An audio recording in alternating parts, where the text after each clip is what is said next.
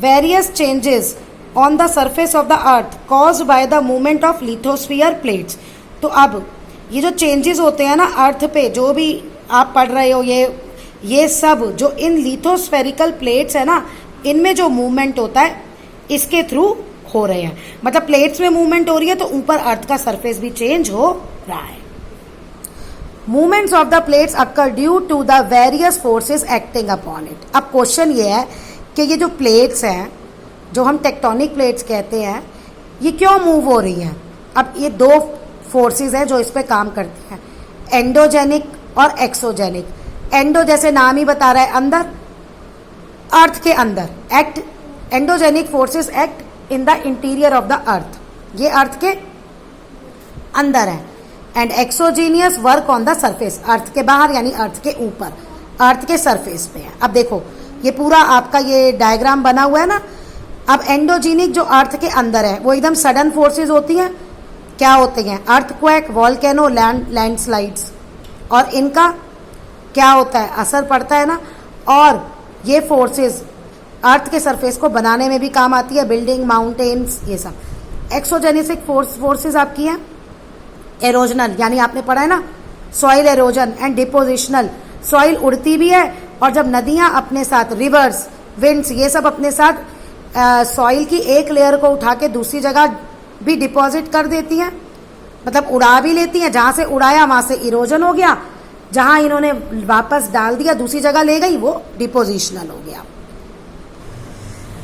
Endogenic forces produces slow as well as sudden movements like earthquakes, volcanoes which cause mass destruction over the surface of the earth। कहता जो endogenic forces है वो slow भी और एकदम अचानक से मूवमेंट प्रोड्यूस करते हैं। और ये कौन से एग्जाम्पल हैं इसके? अर्थक्वेक एंड वॉल्केनोज, जिनसे बहुत ज़्यादा डिस्ट्रक्शन होता है on the surface of the earth. Horizontal और वर्टिकल मूवमेंट भी इनसे प्रोड्यूस होती हैं। और ऐसे जब अर्थक्वेक बहुत ज़्यादा आता है, कुछ आता है, तभी ये माउंटेन्स भी बन जाते हैं। अंदर जो रिलीफ फीचर है ना, जब भी रिलीफ फीचर की बात होती है ना, तो हम ये कहते हैं कि कहाँ डेजर्ट है, कहाँ माउंटेन्स है, कहाँ प्लेन्स हैं, कहाँ प्लेट्यूज है। तो ये अर्थक्वेक और वॉल्केनोज आपके अर्थ का जो रिलीफ फीचर है ना, वो भी चेंज कर देते हैं। Erosional and डेपोजिशनल work are done by exogenic forces, river, wind, glacier, sea, waves।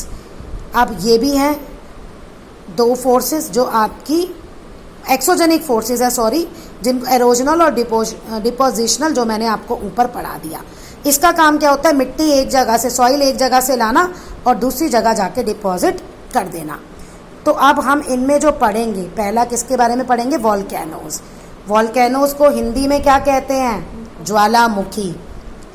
आपको पता है जो अर्थ का इंटीरियर है, कोर, उसमें जो है टेम्परेचर बहुत ज़्यादा है और जितनी भी मेटल्स है ना वो सारी मॉल्टन स्टेट में है।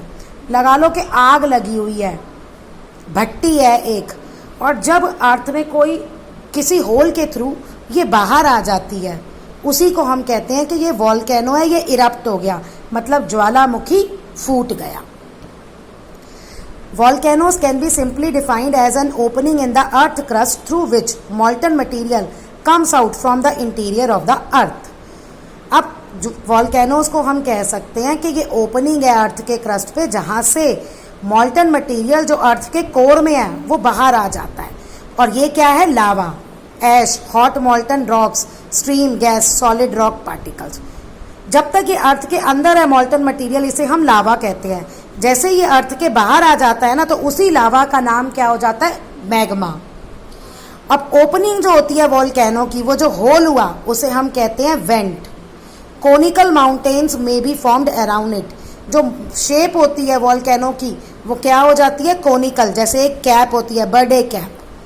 Crater of the volcano is a funnel shaped basin surrounding the went. अब वेंट के चारों एक फनल शेप्ड बेसिन बन जाता है, जिसे हम क्रेटर ऑफ द वॉल्केनो कहते हैं। अब वॉल्केनो का नेचर क्या है और वो कितनी बार इरप्ट होता है? कुछ तो ऐसे होते हैं जो इतने सालों से फूटे ही नहीं, लेकिन कुछ आए दिन ही, हर दूसरे तीसरे दिन हम सुनते हैं। आज यहाँ का मैक्सिको में ऐसे बहुत सारे कि हर दूसरे तीसरे दिन हम, मतलब मेरे को 5-6 महीने में तो शायद मैं न्यूज़ में देख ही लेती हूँ, आज ये वाला ज्वालामुखी फूटा, आज ये फूटा, तो ये है सारा। अब उसके बेसिस पे हम 3 कैटेगरीज में इनको डिफाइन करते हैं, active volcano, dormant volcanoes and extinct volcanoes. अब ये हैं क्या? एक्टिव वॉल्केनोज जो होते हैं उनको हम लिविंग वॉल्केनोज कहते हैं, जो कि इरप्ट फ्रीक्वेंटली, जो अक्सर फटते ही रहते हैं और इनमें से गैसेस, एशेज, लावा और मॉल्टन रॉक्स मटेरियल बाहर आता ही रहता है। अ बेल्ट ऑफ सच कहाँ है? ये पैसिफिक ओशन में है, और वो जहाँ पे ये पाए जाते हैं ना, पूरे जो बेल्ट है उसको कहते हैं रिंग ऑफ फायर। अब अंडरस्टूड है रिंग ऑफ फायर क्यों कहते हैं, क्योंकि ये आए दिन इरप्ट होते ही रहते हैं।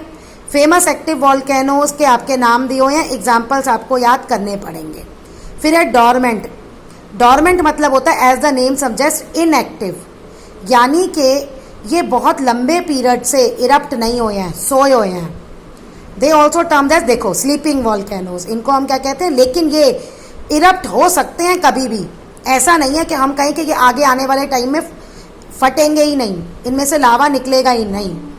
अब इसका भी आपको एग्जाम्पल दिया है, कहता है dormant volcanoes become destructive when they come to life. जब यानी कि ये इरप्ट होते हैं, कम टू लाइफ मतलब जब फटना शुरू होते हैं तो ये बहुत ज़्यादा खतरनाक होते हैं। एक्सटिंक्ट वॉल्केनोज इनएक्टिव होते हैं, डेड, यानी कि ये कभी इरप्ट नहीं होंगे, पहले कभी हो चुके हैं लेकिन अब नहीं होंगे। फिर इनके भी एग्जाम्पल दिए हुए हैं।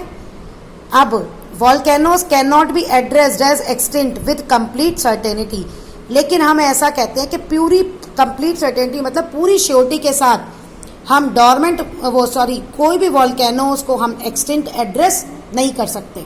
मतलब हम मान लेते हैं कि 80% या 90% ये फ्यूचर में इरप्ट कभी भी नहीं होगा, लेकिन पूरी पॉसिबिलिटी ऐसी नहीं है कि वो इरप्ट ना हो। अब है डिस्ट्रीब्यूशन ऑफ वॉल्केनोज, कहाँ कहाँ मिलते हैं। वर्ड्स के एक्टिव और डोरमेंट वॉल्केनोज, क्योंकि एक्सटिंक्ट की तो है ही नहीं है, ऊपर भी एग्जाम्पल में बताई दी है इन्होंने।